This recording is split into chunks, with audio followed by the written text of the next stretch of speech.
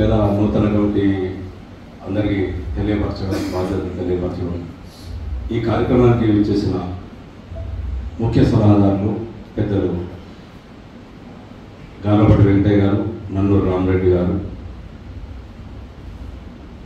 నగర సంఘ చాలక్ దోస్పటి శ్రీనివాస్ గారు, మాజీ అధ్యక్షులు రఘుపతి గారు, శ్రవణ్ గారు, కార్యదర్శి ప్రస్తుత కార్యదర్శి సంపత్ గారు, కార్యక్రమానికి హాజరైన పెద్దలు గోలి మసూర్ రెడ్డి గారు, వీరేలు చంద్రశేఖర్ గారు, నాగ వర్షిత్ రెడ్డి గారు, వెంకట్, అలాగే న్యాయవాదులు అందరికీ, ఈ కమిటీలో ఉండబోతున్న సభ్యులు మిత్రులు అందరికీ స్వాగతం, సుస్వాగతం.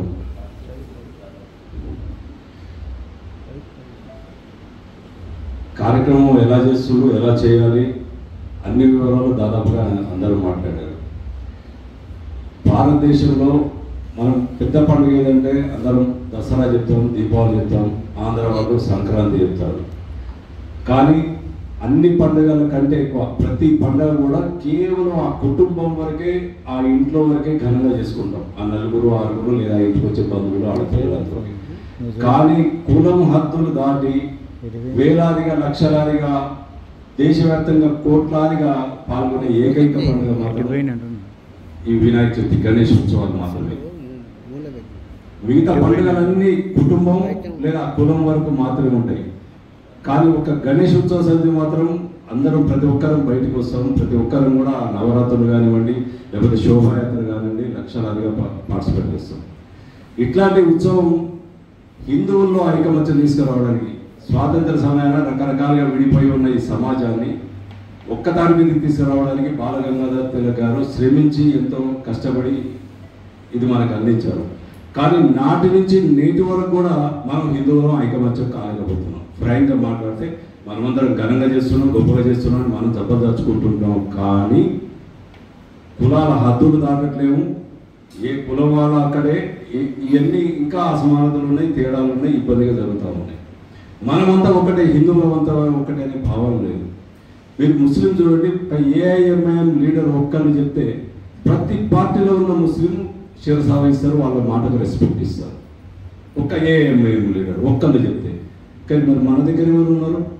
మనకు ఇంటికో లీడరు, పార్టీకో లీడరు, ఎవరు ఇవ్వాలి ఏమన్నా తెలియదు. చివరికి మన వివిధ సంఘాలు కూడా, ఇప్పుడు ఫర్ ఎగ్జాంపుల్ బంగ్లాదేశ్ ఇన్సిడెంట్ అయింది. ఎంతమంది వాస్తవంగా హిందూ సమాజం మొత్తం రోడ్ల మీద ఇసుకేసరాలనుకుంటూ ఉండాలి. అట్లాంటి సంఘటనలకు మనలో ఐకమత్యం రావాలి, అందరూ రోడ్ల మీద ఉండాలి. ఎవరు ఉంటున్నాం? ఆ కార్యక్రమం చేసే ఆర్గనైజేషన్ మాత్రమే మొత్తుకోగా 100-200 మంది వస్తాం, అంతవరకు వస్తాం, అయిపోయింది. There is a matter. అంటే ఇది సందర్భం కాదు. ఇంకొక విషయం చెప్తాను.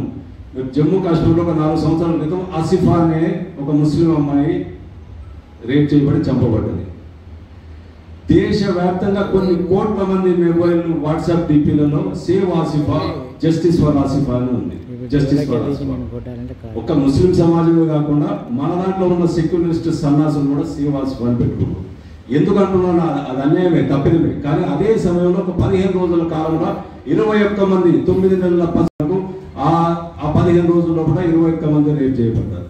కానీ ఎవరి పేరు సమాజంలో ఎవరికి తెలియదు, అందరం మర్చిపోతున్నాం. ఆ ప్రాంత వాళ్ళకి కొద్దిమంది గుర్తుంటుంది. కానీ ఒక ఆసిఫా మాత్రం దేశవ్యాప్తంగా, ప్రపంచవ్యాప్తంగా మారిపోతుంది. అంటే వాళ్ళ యూనిటీని గమనించండి. ఇది ఎందుకు చెప్తామంటే వాళ్ళ యూనిటీ ఎట్లా ఉంటుంది గమనించండి. కానీ మన యూనిటీ ఎట్లా ఉంటుంది అది కూడా మనం అర్థం చేసుకోవాలి. ఇంటి వరకే, మన కులం కానివ్వండి ఏది ఉన్నా కూడా మన గడప వరకే ఉండాలి. గడప దాటినము నేను హిందూ అనే విషయం గుర్తు రావాలి. ప్రతి పార్టీలో ఉన్న హిందువులకు నేను అదే రిక్వెస్ట్ చేస్తున్నాను. హిందువులకు సమస్య వస్తే ఒక బీజేపీ చూసుకుంటారు, ఒక ఆర్ఎస్ఎస్ చూసుకుంటారు, అది వాళ్ళ బాధ్యత కాదు. హిందువులుగా మన బాధ్యత, ప్రతి ఒక్కరి బాధ్యత. ఏ పార్టీలో ఉన్నా కూడా హిందూ అనే కాడ అందరం ఒకటి కావాలి. అది దయచేసి మిగిలిన వాళ్ళు, ఇప్పుడు గణేష్ ఉత్సవం ఉంటుంది, కొద్దిమంది మాత్రమే ఎందుకు వస్తున్నారు? మిగిలిన వాళ్ళు రావాలి, అందరూ రావాలి. ఇక రేపు 16వ తారీఖు నాడు అక్కడ ఉంటుంది మనకు పండుగ. పాపం కాశక్క ఆవేదనతో చెప్పింది ఆమె. 11 రోజులు 10 రోజులు కష్టపడి మన వాళ్ళు అక్కడ ఉండే ఆ విగ్రహం దగ్గర ఉండేటోళ్ళు అంతా కష్టపడి పనిచేస్తారు. అక్కడ ఇప్పుడు వచ్చే లీడర్లు నెట్టేస్తారు, పోలీసు వాళ్ళు నెట్టేస్తారు. పాపం వాళ్ళు ఎక్కడ ఉంటారో వాళ్ళకే తెలియదు. 10 రోజులు మాత్రం కష్టపడి పనిచేస్తారు. పాపం ఆవేదనతో చెప్పింది. కానీ రేపు మేము కూడా ఏం చేయలేమమ్మా, అడ్డుకుంటాం, వీలైనంత వరకు అడ్డుకోగలం, కానీ మేము కూడా ఏం చేయలేము. ఆ గుంపులు వస్తారు, ఒక్కొక్కరు 4 తీసుకొని వస్తారు, దానికల్లంతా లీడర్లు అంతా వస్తారు, అందరినీ నెట్టేస్తుంటారు. అంటే వాళ్ళకి సోయి మేనర్స్ ఉండట్లేదు. వాళ్ళకు ఏం చేయాలన్న మేనర్స్, మనం ఎంతవరకు పార్టిసిపేట్ చేసాం, మన బాధ్యత ఏంది, మనం ఏం చేసాం, మనకి అర్హత ఉందా లేదని కూడా ఆలోచించుకోవాలి. ఎదుటి వాళ్ళు పిలిచినప్పుడు మనం అక్కడికి పోవాలన్న ఆలోచన ఉండాలి, లేదా ప్లేస్ ఉంటే మనం పోవాలన్న ఆలోచన ఉండాలి. అదేమి ఉండదు. ఒకటేసారి వచ్చినట్టు అతను నెట్టుకొని అందరిని నెట్టేస్తారు. ఇకపోతే ఇందాక అక్కడ పీస్ కమిటీ మీటింగ్లో ముస్లిం వాళ్ళు మాట్లాడుతుంటే చాలా అవమానకరంగా షేమ్గా అనిపించింది. ఆడ పీస్ కమిటీలో పేర్లు లిస్టు 15 పేర్లు ఉన్నాయి. 15 మందిలో 10 మంది పేర్లు వాళ్ళే, 5గురు 2 మనోళ్ళే, ఒకళ్ళు సిపిఎం లీడరు, ఒకళ్ళు సిపిఐ లీడరు. మరి అంటే ఇక్కడ జనాభా పాపులేషన్ జనాభాలో 2 లక్షల వాళ్ళు కూడా నాకు అర్థం కాదు.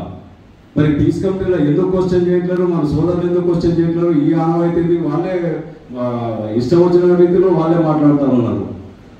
డ్యాన్సులు చేస్తారు, తాగుతారు, లొల్లి పెట్టారు. ఇంకొక విషయం ఏంటంటే ఇబ్బంది కలిగించారు.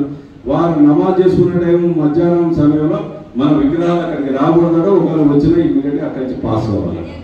అంటే రోజు 5 సార్లు చేసుకుని నమాజ్ ఏమో ఆగకూడదు, వాళ్ళు సౌండ్ తగ్గియరు.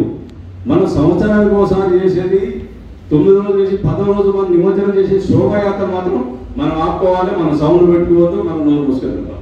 కాకపోతే ఒక్కటి వ్యాలిడ్ పాయింట్ ఏది, వాళ్ళని తీసుకెళ్ళడం జరుగుతుంది. కానీ ఇంకొకటి ఇందాక చెప్పినట్టుగా అందరిది టౌన్ మొత్తానికి ఒక్క నెంబర్ పెడితే కష్టం అవుతుంది, దాన్ని మెయింటైన్ చేయడం కానీ ఆ ఒక్కరు కూడా కష్టం అవుతుంది.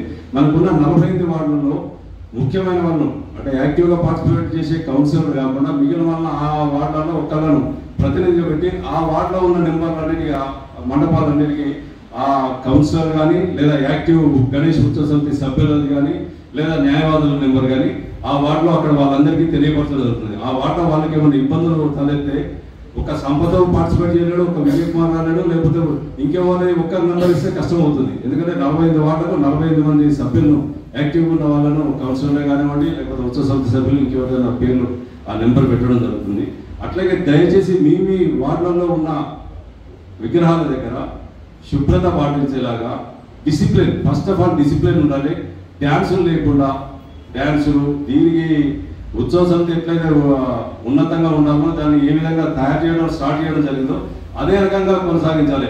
అక్కడ దిక్కుమాలిన సినిమా పాటలు లేకుండా దయచేసి కేవలం భక్తి గీతాలు ఉండాలి. మళ్ళీ ఇంకొకసారి మేము ఉత్సవ సమితి కార్యవర్గ సభ్యులు మనం అందరం కూర్చొని ది బెస్ట్ ఎవరైతే మండప నిర్వహణ చేసి కార్యక్రమాలు చేస్తారో, భక్తి కార్యక్రమాలు కానివ్వండి, లేకపోతే ఒక భరతనాట్యం కానివ్వండి, లేకపోతే ఒక హరికథ కానీ, మన సంస్కృతిని ఉట్టిపడేలా చేసే కార్యక్రమాలు మండప నిర్వహణ 9 రోజులు ఎవరైతే చేస్తారో వాళ్ళకు ప్రైజ్ అనౌన్స్మెంట్ అది చేద్దాము ఈసారి నుంచి. వాళ్ళు చేసి అంటే వాళ్ళలో కూడా కొద్దిగా మార్పు వస్తుంది. మనం కూడా మంచిగా చేయాలి, డిసిప్లిన్గా ఉండాలి, మన ఆచార వ్యవహారాలు ఎట్లుంటే దాన్ని పార్టిసిపేట్ చేయాలన్న ఆలోచన వాళ్ళకు కూడా క్రియేట్ చేద్దాం. సో ఇదందరూ కూడా విజయ్ కుమార్ బాధ్యత వాళ్ళు పెద్దలు మా మీద బరువు పెట్టారు, మేము బరువు మోస్తున్నాం. కానీ మీరు కూడా మీ మీద బరువు ఉందనుకొని మీ మీద కూడా బాధ్యత, మనం అందరం ఒకటే, అందరూ కూడా బాధ్యత కలిగిన వ్యక్తులు తలా ఒక చేసి మీరందరూ కూడా అడ్వైజ్ ఇవ్వండి. ఎందుకంటే నేను టోటల్గా కొత్తవాడిని, ఇంత సంపాదన ఇంతకుముందు గతంలో పనిచేయడం జరిగింది, నేను టోటల్గా ఈ కార్యక్రమాలకు కొత్తవాడిని. సో మీరందరూ కూడా తగిన సలహాలు సూచనలు అందజేయండి, తప్పకుండా స్వీకరిస్తాం. అలాగే ఈసారి ఘనంగా జరగడానికి ప్రతి ఒక్కరు మీ అందరి సహాయ సహకారాలు ఉండాలని కోరుకుంటున్నాను.